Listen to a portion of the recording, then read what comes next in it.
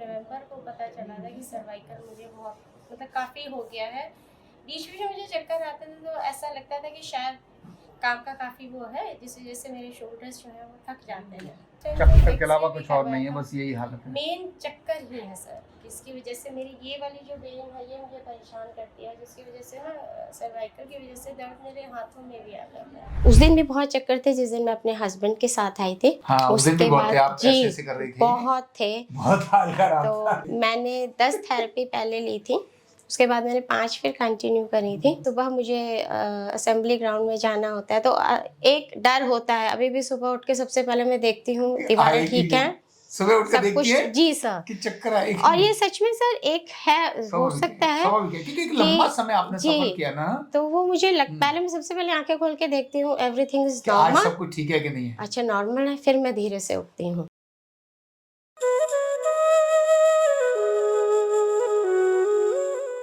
Card number 20249 Rajni Mishra. मैं यहाँ ये शुरू करूंगा कि दिल है कि मानता नहीं। क्यों?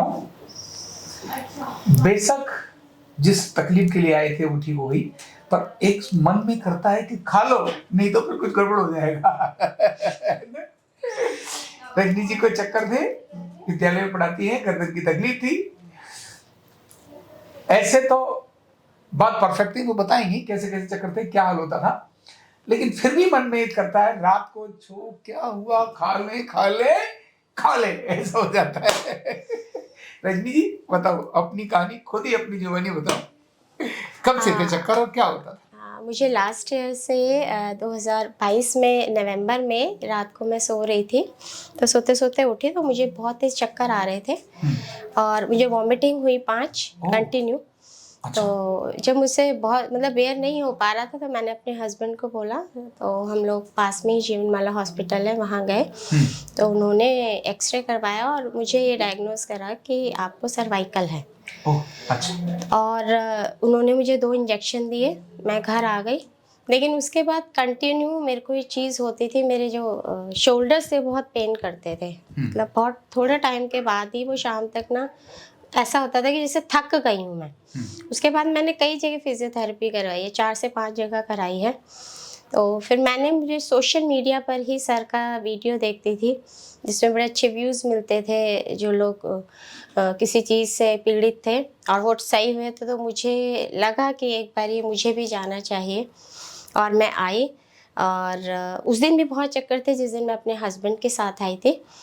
हाँ, उस दिन भी बहुत थे, आप ऐसे कर रही थी। बहुत थे, बहुत हाल खराब था। तो फिर उसके बाद पहली वीडियो भी बनाई है मैंने 10 थेरेपी पहले ली थी, उसके बाद मैंने 5 फिर कंटिन्यू करी थी। बट ये है अभी भी, बिकॉज सुबह मुझे असेंबली ग्राउंड में जाना होता है तो एक डर होता है। अभी भी सुबह उठ के सबसे पहले मैं देखती हूँ दीवारें ठीक हैं, सुबह उठ के देखती है जी सर, कि चक्कर आएगी। और ये सच में सर एक है, हो सकता है क्योंकि एक लंबा समय आपने सफर किया ना, तो वो मुझे पहले मैं सबसे पहले आंखें खोल के देखती हूँ एवरीथिंग इज आज नॉर्मल, सब कुछ ठीक है कि नहीं है, अच्छा नॉर्मल है, फिर मैं धीरे से उठती हूँ।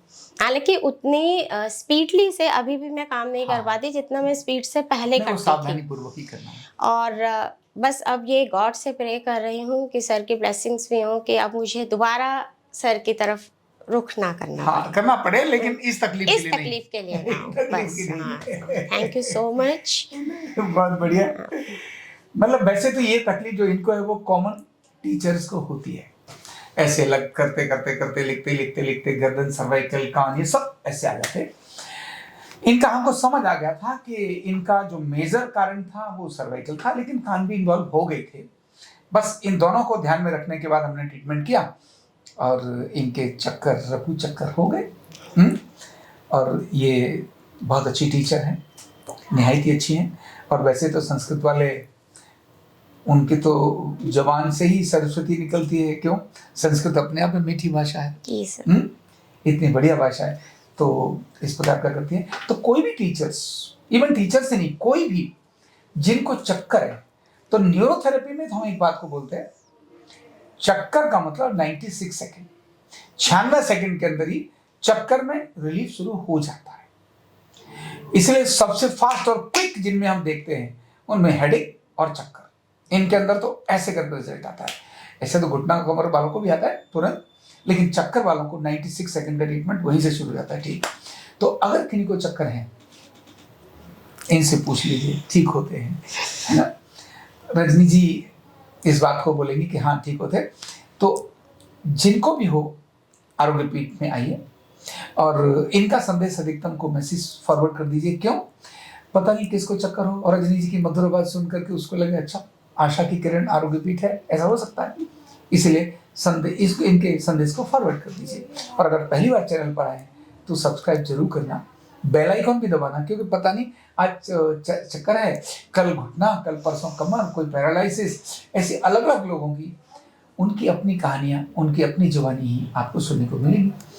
और मैं हमेशा कहता हूँ अपने घर के किसी एक व्यक्ति को सीखने के लिए जरूर प्रेरित करिए।